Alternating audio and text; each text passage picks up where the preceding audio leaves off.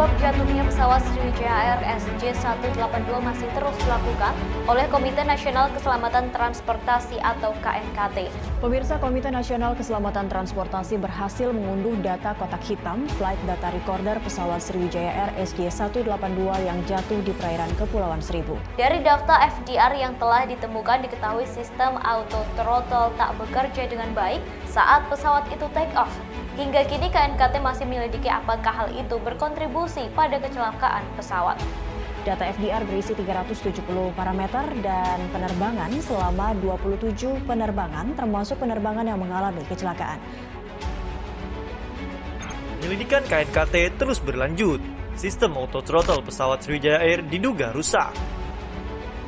Komite Nasional Keselamatan Transportasi atau KNKT masih menyelidiki penyebab Sriwijaya Air SJ182 yang jatuh pada Sabtu 9 Januari 2021 lalu. Ada dugaan sistem auto throttle tak berfungsi baik saat pesawat lepas landas sehingga menyebabkan pesawat jatuh.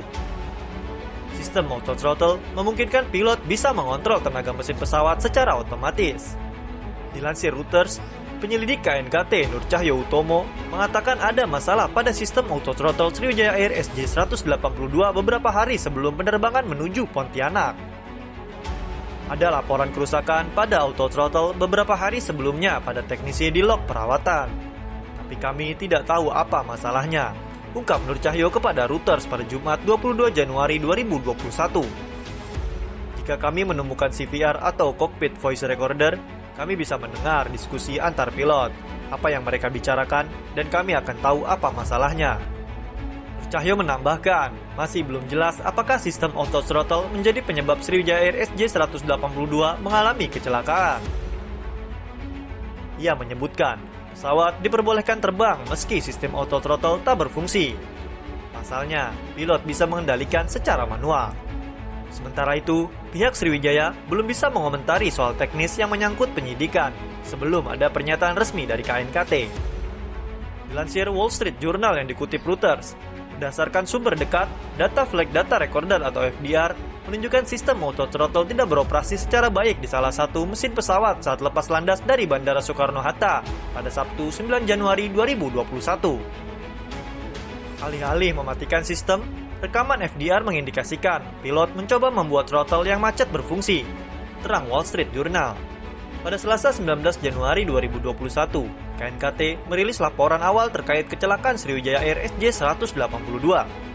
Ketua Subkomite Investigasi Kecelakaan Penerbangan, Kapten Nur Cahyo Utomo mengatakan, pihaknya telah berhasil mengunduh data-data dari Flight Data Recorder atau FDR. Mengutip Kompas.com, data yang diunduh berisi 370 parameter dan 18 data penerbangan. Kami sampaikan bahwa data dari Flight Data Recorder sudah bisa kami dapatkan.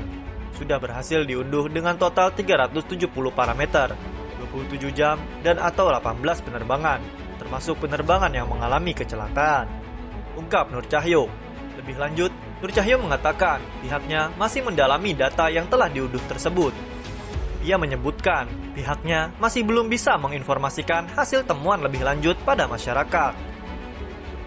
Namun, Nur Cahyo mengaku KNKT sudah menemukan beberapa petunjuk untuk mendalami investigasi jatuhnya pesawat Sriwijaya Air SJ182 di perairan Kepulauan Seribu.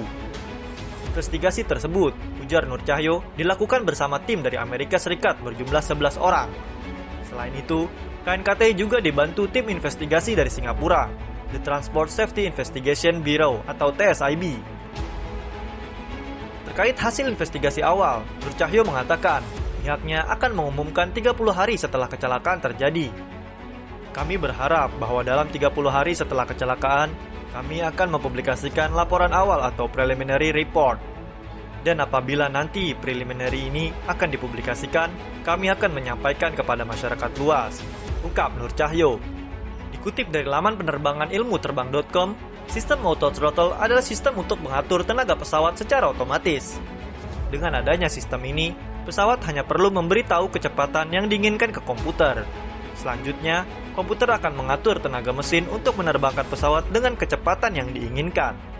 Sistem ini pada dasarnya mirip dengan yang ada di mobil mewah, cruise control, yakni sistem yang menjalankan mobil dengan kecepatan yang diinginkan tanpa harus menginjak pedal gas. Sementara itu, merujuk tulisan mantan KSAU Cepi Hakim yang dimuat di kompas.com pada 22 April 2016 yang berjudul "Bahayanya Bila Terlalu Mengendalikan Autopilot", ketergantungan pilot terhadap sistem otomatis di pesawat menyebabkan dua hal. Pertama, dengan tidak berada dalam kondisi yang sama apabila dia tidak menggunakan peralatan otomatis. Yang kedua adalah keterampilan dasar dari seorang pilot hanya akan dapat terjaga dengan baik apabila pilot sering melakukannya dalam menerbangkan pesawat sehari-hari. Dipastikan, dengan terlalu seringnya pilot mengandalkan peralatan kemudi otomatis telah menyebabkan pilot jarang memperoleh kesempatan menerbangkan pesawat secara manual. Itu semua akan berakibat menurunnya keterampilan pilot dalam menerbangkan pesawat. Seperti diketahui, pesawat Sriwijaya Air SJ182 rute Jakarta-Pontianak mengalami kecelakaan pada Sabtu 9 Januari 2021.